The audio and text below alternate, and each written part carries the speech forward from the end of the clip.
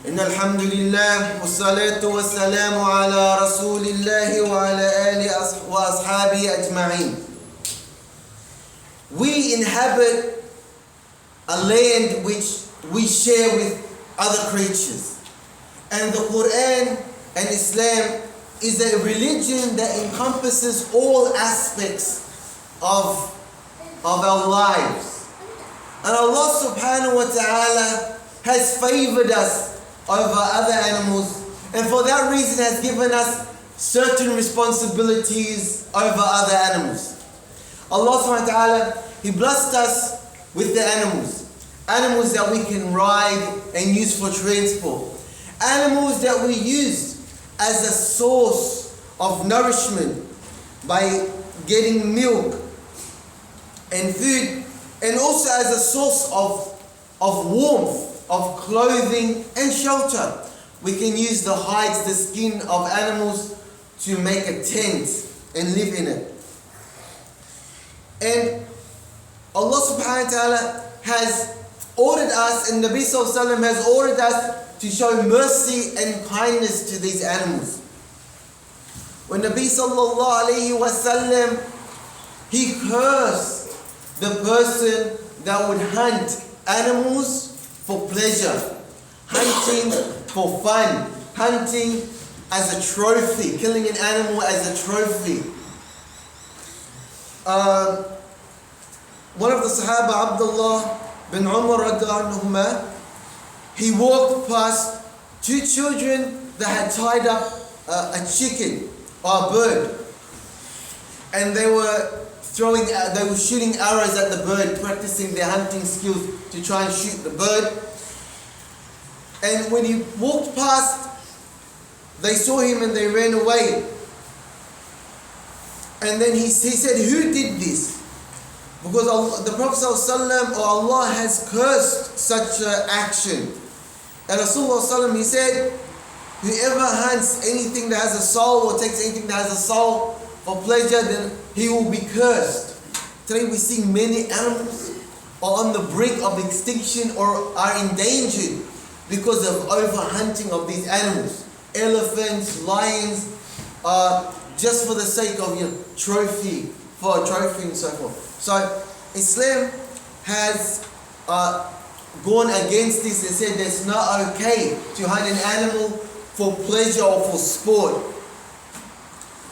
And the Prophet ﷺ was a prophet of mercy, and he was not sent not just a mercy to the Muslims, not as a mercy to humans, but to al-alameen, of all creatures and creations.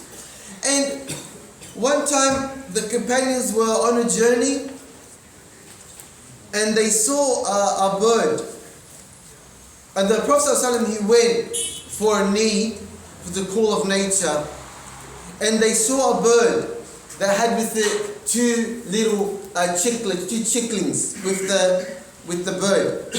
So they took the chicklings, they took the children of this bird.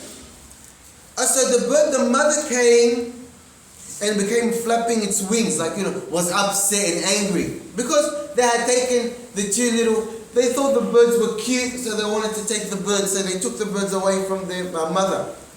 So the Prophet ﷺ, he came and he said, "Who has upset this bird?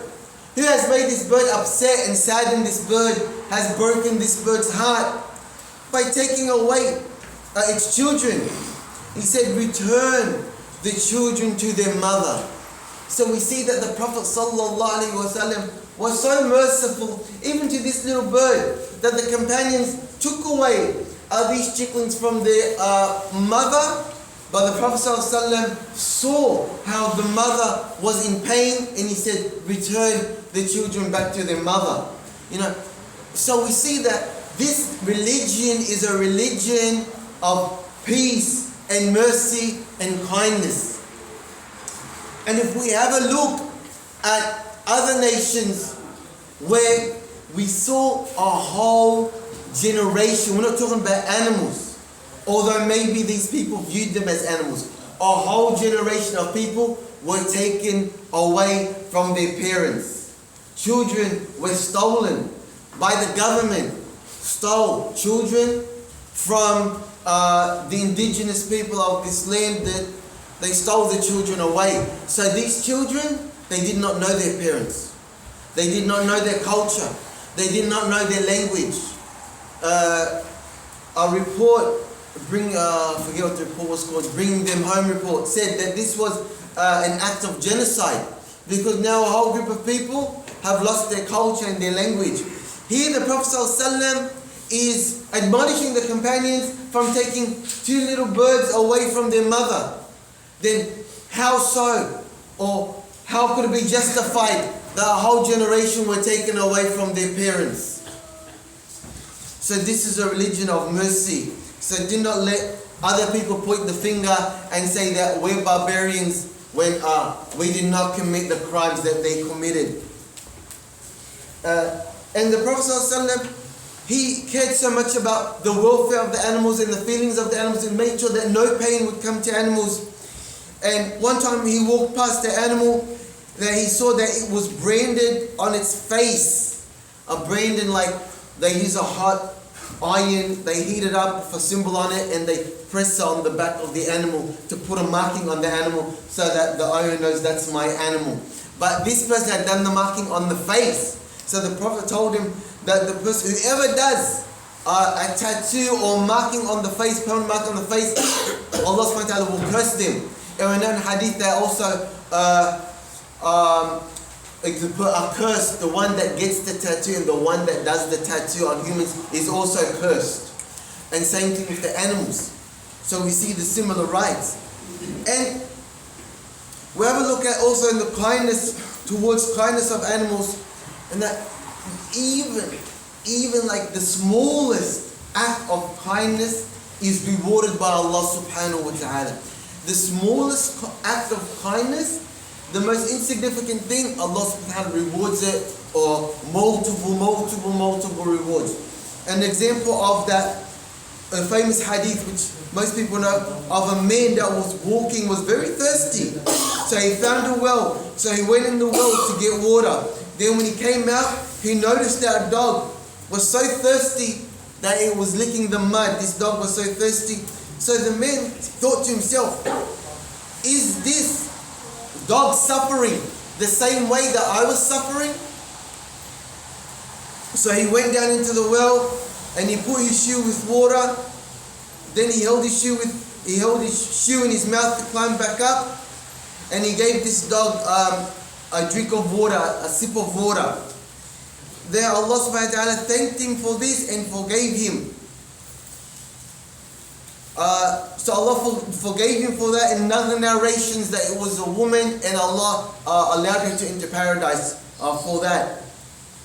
Then the companions, they said, do we have in living creatures a reward? And the Prophet said that for every living creature there is a reward. So from this hadith we see like so many benefits. That the man, when he saw the dog, he had empathy for the dog. He thought, is the dog feeling what I'm feeling? The thirst, the empathy. When today we see around the world that people are killing people in Gaza, they're being murdered and they're treated like animals. They are the Israeli people have been brainwashed to think that the Palestinians are animals. So they do not have that same level of empathy. They cannot have empathy for these people. And we see that from this little thing that the man gave him a sip of water, Allah subhanahu wa ta'ala forgave him. And what did he give a sip of water to? A dog. Which a dog, we know, is najas. It's not actually like a clean animal. You're not supposed to have it as a pet without any justified reason. So it's that kind of animal. And Allah subhanahu wa ta'ala rewarded that person and forgave him for such a minute act. And we see the opposite is the case. That a lady, she entered the hellfire because of a cat.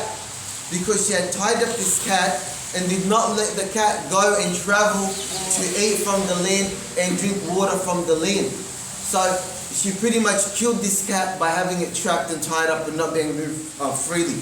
So we see so much kindness towards animals, and there's many more ahadith, when it comes to slaughtering the animal, when it comes to not overworking the animal.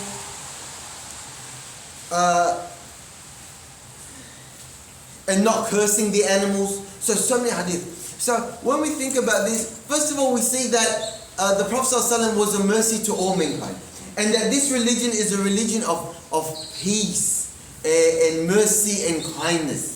Because if you're treating an animal like that, it brings us to our second point, that if Islam has so much compassion and care and encouraging its followers to have this much kindness towards animals and care for animals, do not curse them, do not harm them, give them a drink of water, do not hunt them, whatever it is, then what does that say in regards to people?